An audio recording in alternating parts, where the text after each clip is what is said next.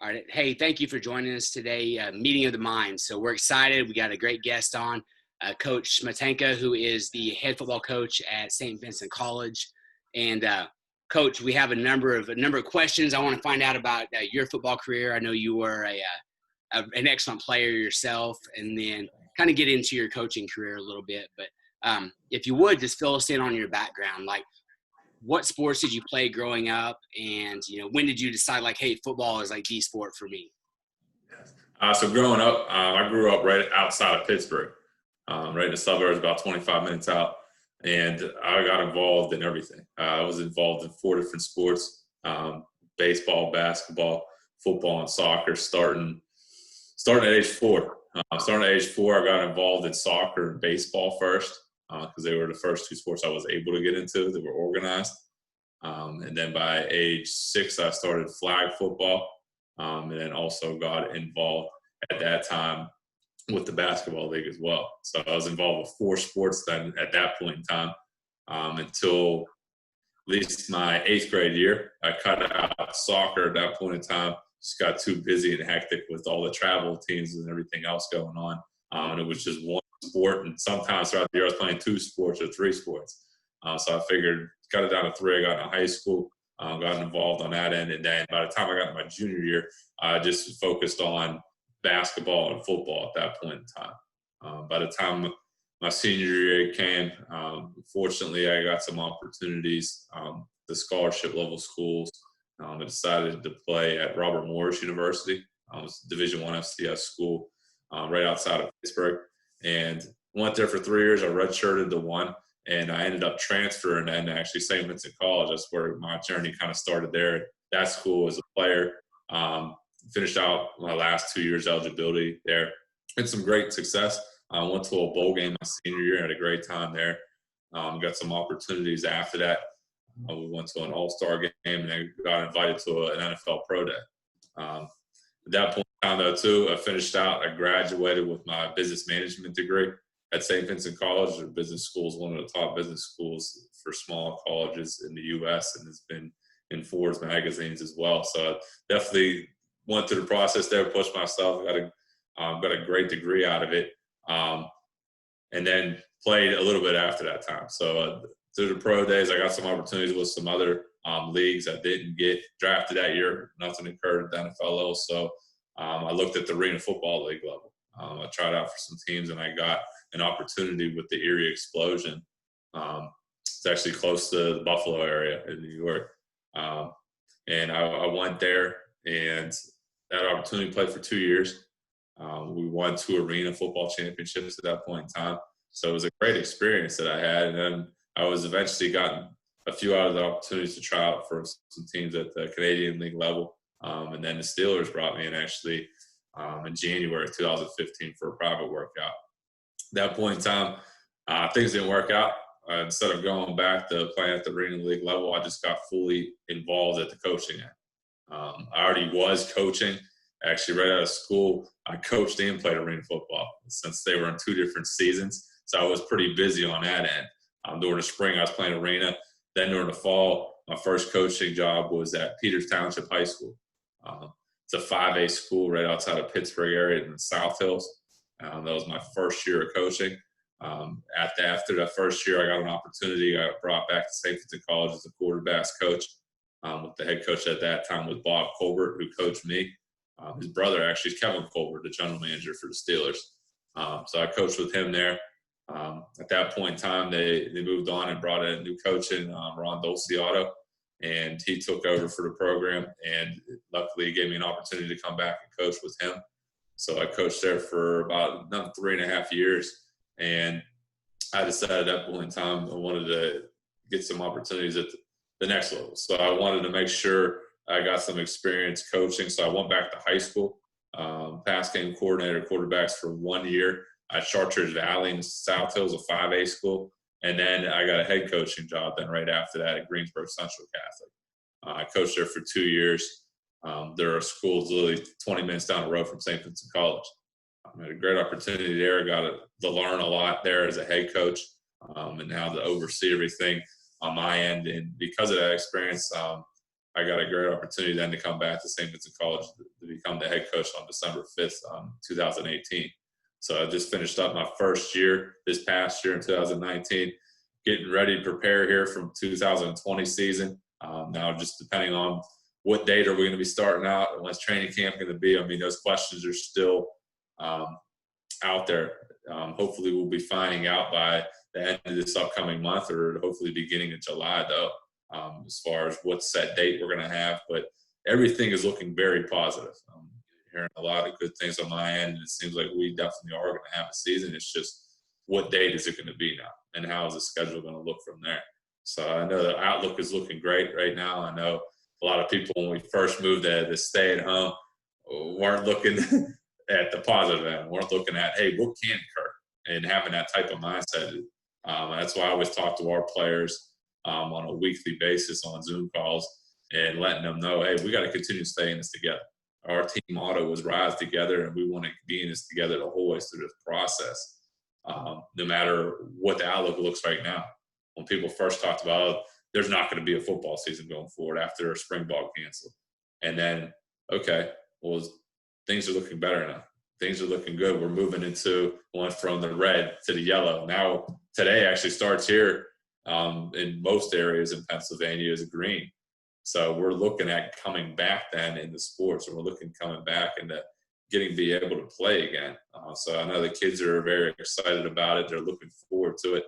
And now we're just waiting on the go from the NCAA saying, hey, you guys can get ready to start. And this is the dates you can get started, and this is the games you can have. So I know it's definitely a positive outlook, and I think we have to continue that.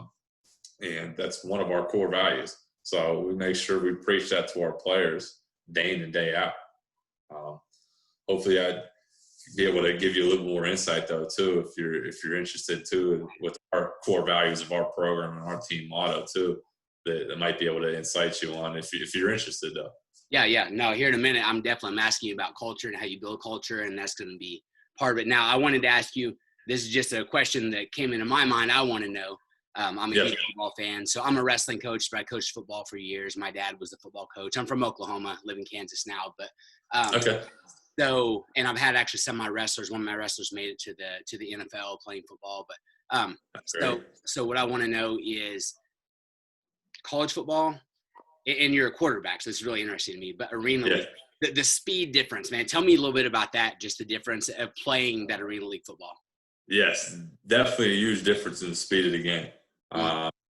If you're not getting the ball in your hands in 2 seconds or less, you're going to have a guy on top of you. The receivers, the routes, everything are so much quicker in the game because everything's condensed. Your sidelines are 53.5 yards. You're looking more at 28 yards in width. Wow. Obviously, and then the field length is a 50-yard field. And then you got the side boards. They're all hockey boards with some padding on top of them. And right underneath, if you're falling on the turf, is your ice skating rink. Yeah. All the places are used on top of the arenas that house either NHL teams or minor league teams. So, yeah, it's not too fun when you're getting banged up or beat up inside when you're playing over football, but it's definitely a great experience. I mean, the speed of the game is completely different than being outdoors. I mean, I think it really helps, especially being a quarterback, with the quick release and making sure you're getting the ball in your hands. Clearly, you saw Kurt Warner. He had a great career at the arena league level. It helped him with his release on his mechanics, and then he was given a great opportunity at the NFL level. Everybody saw what he did with that, and he kind of ran with it from there.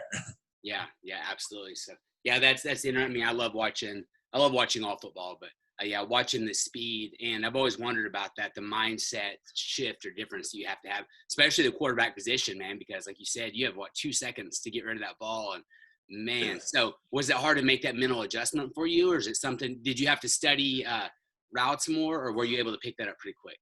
It was more just a repetition in practice. First coming in and during training camp, repping the routes with the players with that condensed field. Yeah. So in practice, making sure we're simulating where the cones are at, where the boards are at, and exactly how each play then is done. So it was the repetition from the first day. It was different. It was very different. Having to get the ball in your hands real quick, but then their routes are a lot quicker too. You have to get, if it's an out route, you wait too long, that guy's running to the side of the boards. It's got to be out of your hand. That the timing with your receivers out there, the timing with your backs, it's very crucial. Clearly, it is at any level, but I say more so at that level with the speed of the game. Mm-hmm. As the first week went on, and then moving into the second week of training camp, I started to feel a little more comfortable then of being in that environment, that setting. And then as the weeks went on in that first season, it just felt more and more comfortable coming together. And we repped it a ton. We would always, before practice, during practice, after practice, the days we had practices, we would work in the morning. I'd go out there with the receivers and work on routes. So we spent a lot of time on it, though. Mm-hmm. Guys that I worked with, they had awesome work ethic, though, and really put that and invested in it. And I think that's the reason why, though, is the whole team, though, that I was with during those 2 years with the Erie Explosion was really all invested and all in. And the guys really showed that from a day in and day out basis. And that's why I think we were so successful during those 2 years. Yeah, that's awesome. I love it. So, okay, now let's go ahead and I want to just jump right into culture. So as a coach, how do you build a culture of your team? What are the pillars and the most important things that you guys build around or off of? Yeah, so our culture is based on our core values and our motto of our program. So our core values, we have 5 core values with our program. The 5 core values we hold true with our players and our coaching staff. So first and foremost is our number 1 core value. It's having faith in God for giving us a great opportunity to play the game of football as a student athlete at St. Vincent College, and having faith in God that He's going to guide us throughout our lives, though, in the right direction. That's the way He sees possible for us. But then having faith in our teammates on the field that, hey, they're going to have the correct alignment, correct assignment. They're going to know the plays. Off the field is we're going to entrust to them that they're going to have the faith in their teammates that they're going to push themselves academically. So they're going to be eligible. So they're going to strive for GPAs over 3.0. So they're going to help set themselves up for careers when they graduate from here going forward. Our second core value with our program is positive attitude. It's being positive in our everyday lives. People want to be around somebody that's positive. It's contagious. Your teammates, your coaches, your family, your friends, professors, they like being around people that are positive. And it's very contagious on the football field, though, too. So carrying that in your life, especially now with mental health awareness, you never know what somebody might be going through in everyday life. And I always tell players a simple hi or hello to somebody really could change their perspective on somebody throughout that day, and really could change maybe what somebody's going through during their day. So always keeping that perspective in mind. On the football field, an example I always use with the players is, say your quarterback is the leader of your team. Say he's been playing great all year long. He's an all-conference guy. And you're at the end of the game, he throws a pick 6 with 1:38 in the game, and now you're down 27-23. You're down by 4 points. Most teams out there, you're going to have the fans booing you. Teammates on the sideline are going to be – someone will be putting blame on you. Coaches will probably be yelling at you at that point in time. But the people, though, if they have that positive attitude, that positive mindset that's built into the culture of the team, they're going to come back and say, hey, I got your back. Let's move on to the next play. We still trust you when we come back out here and we get the ball. That way, when you get to the ball, the quarterback's positive. He's got that cool, calm, collected mindset, and he's able to help guide moving down the field 11-1 and win that game at the end of the day. Yeah. Our third core value is work ethic. It's all about effort. Work ethic is all about your effort. So giving 100% effort in the classroom during your studies, no matter if it's a test, exam, a quiz, a research paper, presentation. No matter if it's on the field. And as a football player, first it's in the weight room, giving 100% effort in the weight room, giving 100% effort during conditioning, during one-on-ones, during team periods, on 7-on-7, and clearly on game days, always giving 100% effort on every play. Compete is our number 4 core value.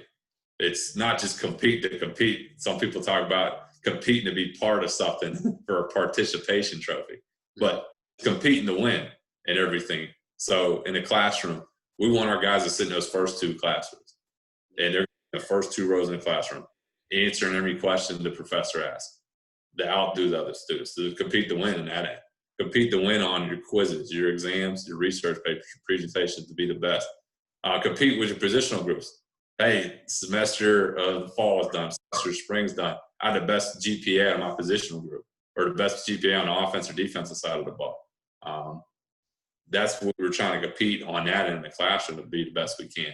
On the field, it's competing during individual drills. To be the best you can is that group at your position, so you can be a starter on game day. Competing during 1-on-1s, 7-on-7s, team periods, when we do down and distance situations. We do score every single practice. So 1-on-1, 7-on-7 team periods in practice, there's always a score.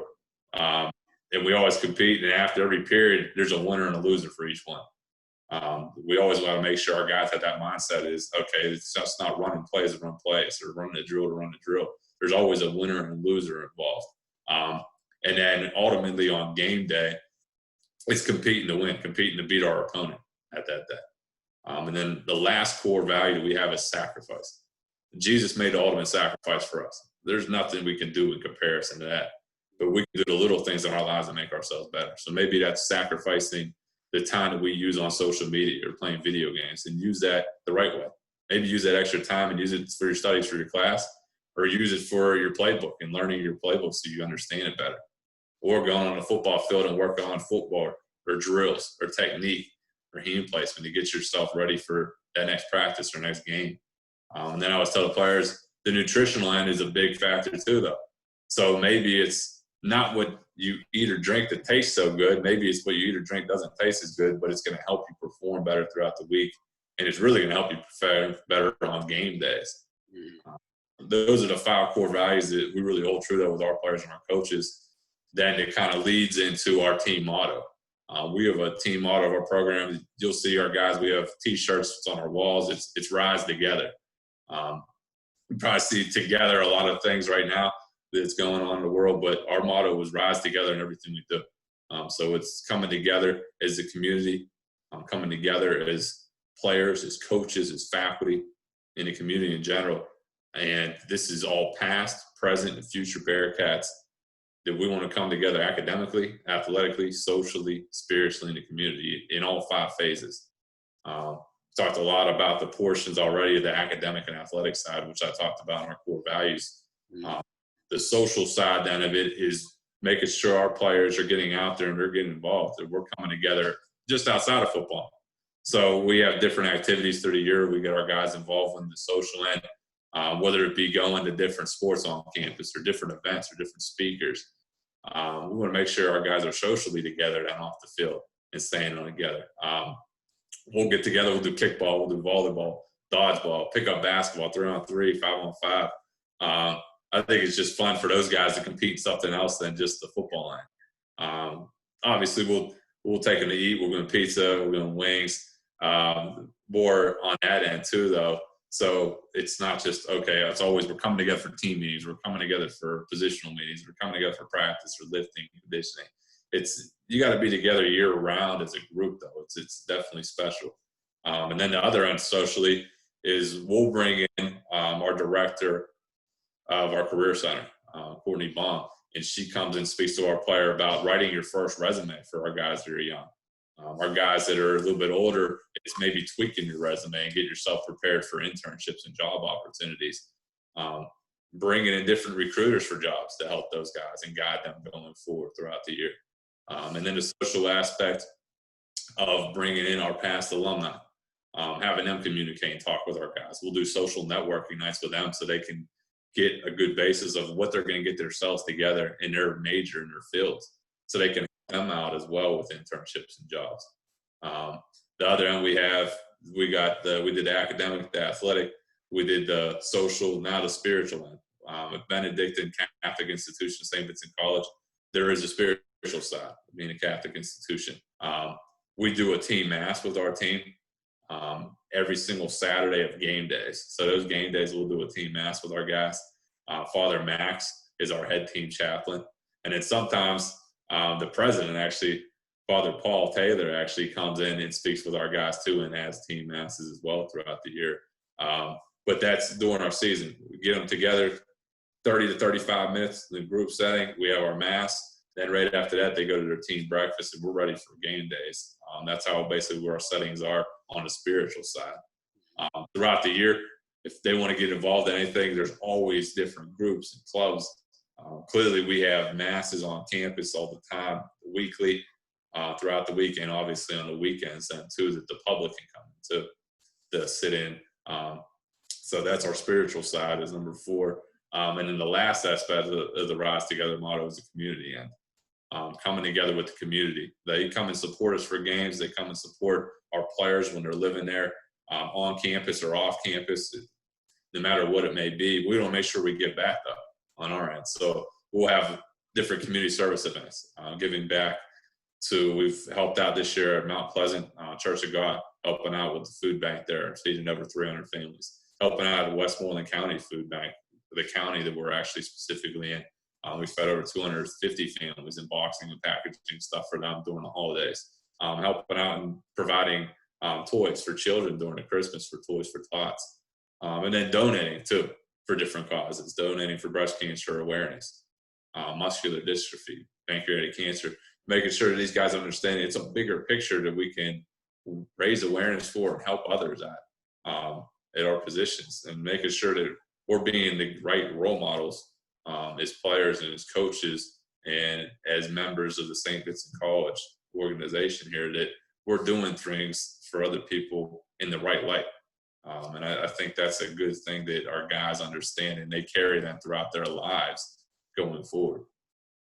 Yeah, Coach, that's incredible. So everybody who's either watching or ends up listening to this on our podcast, or you watch it on our Winning Mindset site, like, I would go back and take notes. So I'm actually going to hit you up after this, Coach, and say, hey, send me your stuff. Because, we believe in a growth mindset. And as a coach, I'm always trying to grow. And I'm actually probably going to go back and check my eligibility and see if I have any left to come play for you at St. Vincent. So, that's awesome. I'm fine with that. Yeah. So, no, that was incredible, Coach. I love you guys for developing not just football players, but athletes, connecting that to life because you want them to be the best human beings possible. You're making yourselves valuable on your campus. You're making yourselves valuable in your community.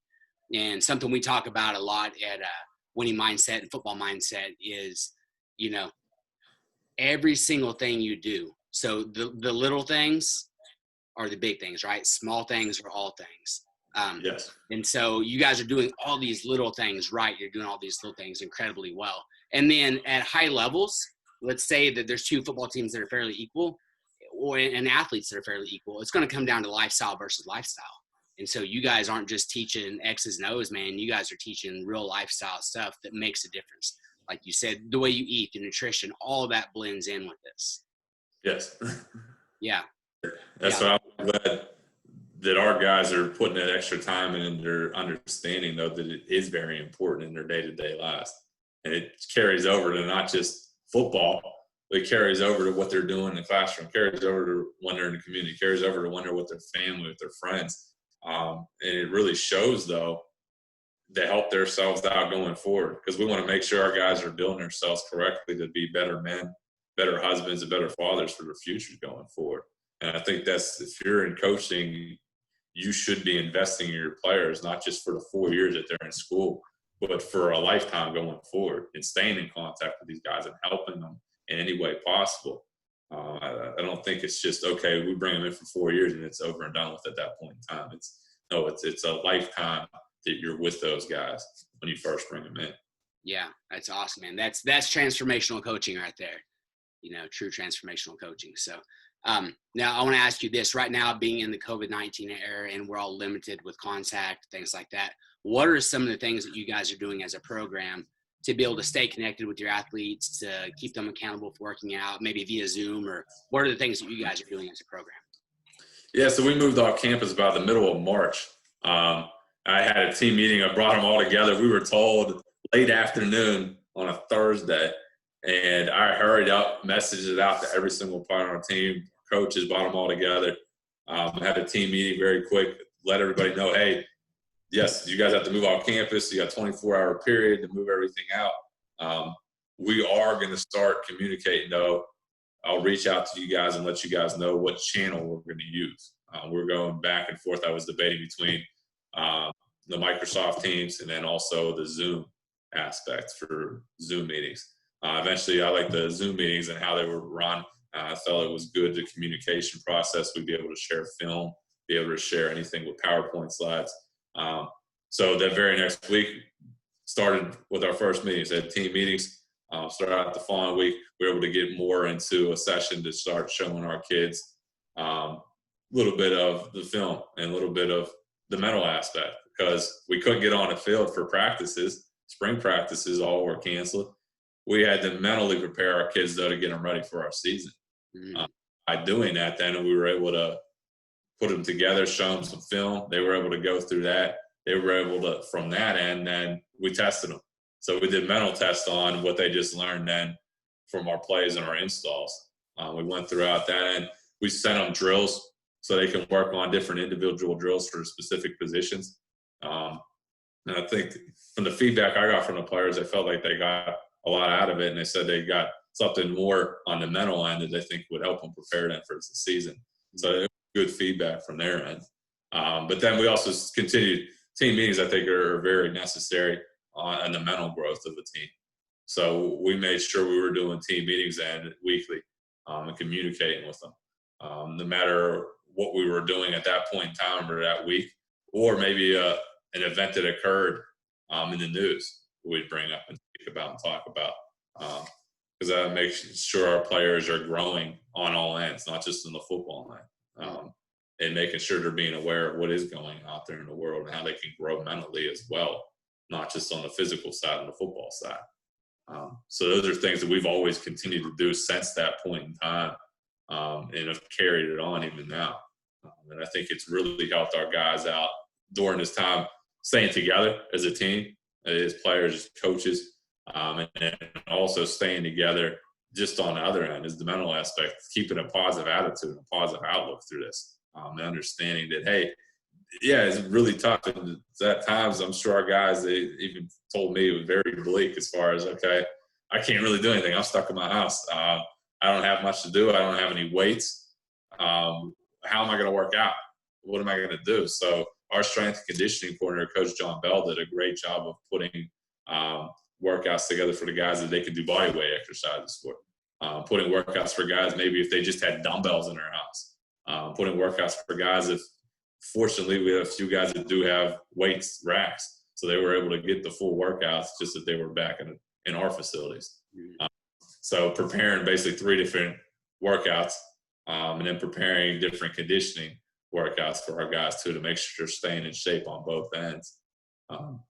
That way, hopefully now when we start getting back on campus, whatever date that may be for training camp, we understand our guys have been on top of it. They're ready to go, and we can jump into training camp, preparing from now, review the mental side, which we've already done then during the springtime, and get them prepared for our first game. And that's what I'm definitely very excited about, and our players are very excited about. And we're really just kind of ready to go now from here in a date to get started. Yeah, I know. We actually just got to start working face-to-face with our athletes this week. We're in limited numbers and limited groups and things like that, but man, good to see them again. But, whenever we're doing things online, though, there's a different way of connecting. And I know a lot of us as coaches, man, we like to high five. We like to be in front of our athletes and have those relationships. But, there's also a lot to be said about really getting to check in on an athlete and make sure they're doing okay right now in these times we've had, whether it's text or on a Zoom call, whatever. Now, I want to ask you this.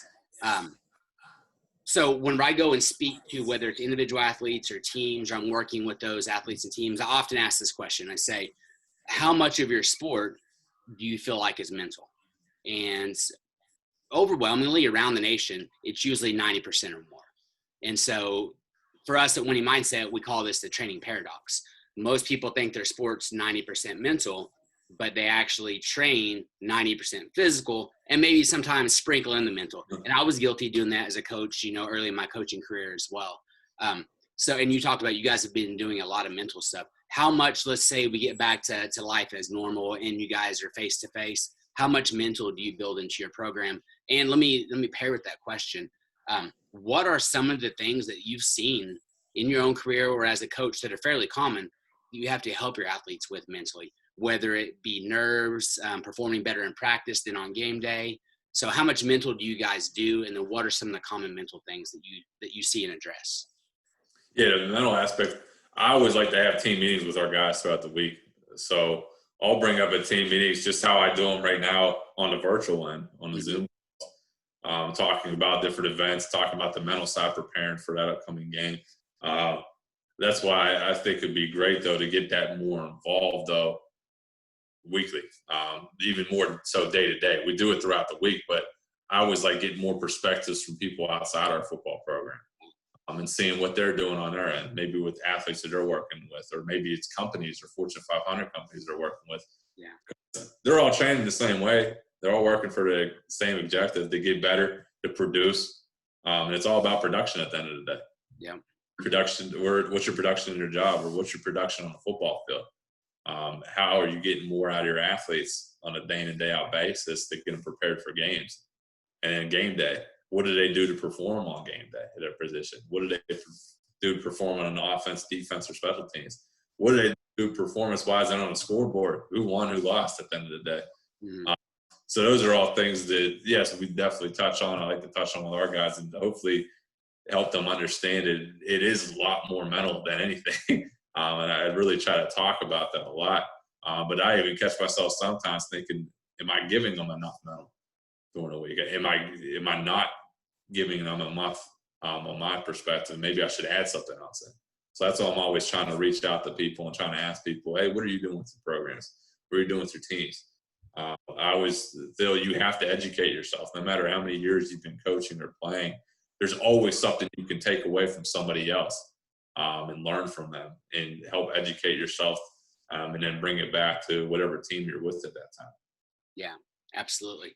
Now, a lot of times coaches, we coach how we were coached. And if we had great coaches, that's awesome. So maybe you had along the way some coaches that you learned from, like, oh, that's something I wouldn't want to do in my program, or coaches like, hey, that's incredible. But so for you in your coaching experience, do you feel like a lot of the things that you do, you learn from other coaches, you were able to put it into your program? And then how much of that have you been able to say, you know what, this is my own personality, or I'm embracing how I want to coach? So if your coach was a yeller, but you're not naturally a yeller, sometimes you see coaches that are yelling, but like that's not really them. So for you, Yes. how much did you bring in from other programs, and how much do you think is like, hey, I've really learned to be comfortable in my own skin as a coach?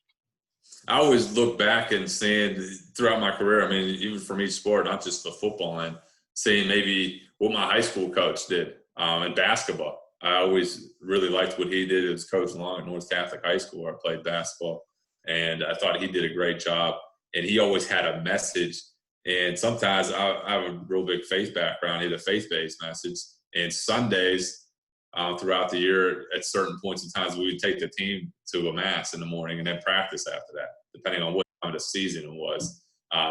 So it was good to take away some of the things he did from basketball, even though it wasn't football, but the leadership aspects and the faith-based principles that he put in and trickled in throughout the year that I like to use. Maybe it was back from even grade school, some of the football coaches and basketball coaches I had, it kind of instilled that love of the game and understanding, hey, this is a fun sport. And yes, it's at a different level with the college level now, but our guys still have to have fun with it. They all have to enjoy it. They have to want to come in and practice each day. The only way they're going to get better, though, is they entrust what you're doing out there, but then they also have a good time doing it, though, too, when they're working. And then from my coaches at the college level, from the perspective, I had Coach Joel Walton, who was the NFL coach whenever I was at Robert Morris University, and taking some of the principles he used and some of the things he used even during team meetings, some of the speeches he had, I thought were neat the way he presented himself and carried the room. The one I had at coach at St. Vincent College was Bob Colbert, and how he handled himself on a day-in and day-out basis, and how he didn't let anything get to him. And he was a guy that really pushed guys on the football field, and he let them know it, and he would say it. And so there's little things from each of the coaches I feel throughout just any of the sports I've got involved with, from the youth level, the middle school, high school, and college. And then the last one playing at the Arena League level with Coach Sean Liotta, and how he was able to carry a room and hold a room, no matter if we were at a team meeting setting or if we were at the practice field. And making sure that the players on the team trusted them, that they were going to put them in the best situation at all times. So there are little things from each of the coaches, no matter if it was baseball, basketball, or football, that I'm able to learn from throughout the years.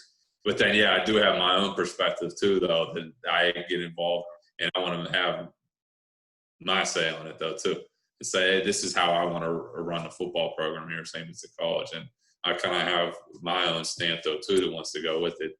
So I want to make sure, yeah, we are a faith-based program at St. Vincent College, first and foremost. We're a program that's going to work hard on a day-in and day-out basis. We are a program, though, that is going to form better men, husbands, and fathers going forward. Should be our ultimate goal. And making sure our guys are graduating on time and building them for careers going forward to help themselves. But also putting those core values, too. We want to make sure they're building off of all those, all 5 of them: the faith, the positive attitude, the work ethic, competition, the sacrifice. These are all things that when they get instilled, it's going to help them through their each and everyday lives. And I think that's what we need to do as coaches out there, is it's not just all about the sport you're involved. It's the whole perspective and mentally understanding that these are guys that they're going to have a huge impact on. And what you're teaching and what you're telling them, what you're talking to them about could be forming them the wrong way going forward. And we don't want to do that. We want to make sure we're forming them the correct way, the right way, being honest with them the whole way through the process, and making sure that our guys are coming out as better men, husbands, and fathers going forward. That's definitely our ultimate goal. I'll continue to say that, and I hope our guys and our players and our coaches truly do understand that and do believe it. Yeah. Well, Coach, this has been it's been good. Like I said, I'm going to get a hold of you afterward, and I mean, what you guys are doing, your core values, I think, are incredible. And we want to highlight you and your program. You're doing a phenomenal job. So where can and we'll put this in the show notes, but where can we find St. Vincent College football? Yourself, if you want to give the information, where can we find you guys on social media, websites, things like that? Yeah, so it's SVC football on Twitter, so it's at SVC football. My information is at Coach Smetanka on Twitter. If anybody wants to reach out to my cell phone number, is 412-398-0187 if they want to contact me on my cell phone. My email address is Aaron. It's AARON .Smetanka, SMETANKA, and it's at STVINCENT.edu. So I always want to make things open. So guys, if they have any questions at any point in time, they want to reach out to me, you can contact me through either Twitter, through email, through cell phone, what it may be. I want to make sure we're helping each other out during these times, especially right now, but any point in time, once we start getting back to a new normal going forward as well. I want to make sure that we're all in this together. That's why I always talk about our motto is rise together. Mm-hmm. That should be in it together on a day in and day out basis. Our program and our players and our coaches and our faculty, our community is together as one, united as one, but we should be coming together to help everybody else out there though too. Yeah. It's everybody working together and uniting and understanding we have the core common goal of pushing ourselves, driving and making ourselves better to make the community grow. What helps the future of your state grow, the country grow, and then the world grow overall. Mm-hmm. Yeah. Well, Coach, thank you for your inspiration, being open and just sharing with us all the good that you're doing there with your college football program. For everybody that's listening, I mean, these are things that are going to, like you said, they're going to influence not only your teams, but your community, your state, our nation. So for us, we think that's extremely valuable, us at Football Mindset and Winning Mindset. And again, we want to be able to highlight you and your program, Coach, and we thank you for giving us that contact information, because as coaches, like you said, I mean, we get into coaching because we want to help transform lives, and we want to do it beyond the football field, beyond the gymnasium, beyond the wrestling mats, things like that. And so this is exactly how we do it. Again, thank you for your time. I appreciate it. And you guys can check us out at winningmindset.com, Football Mindset, and on any social media. We have a platform out there, Football Mindset. Go check it out. Again, thank you guys. God bless. And until the next episode, Coach, thank you for being with us today. Thanks again, Chad. Thanks for having me on today. God bless as well. Yes, sir. Thank you.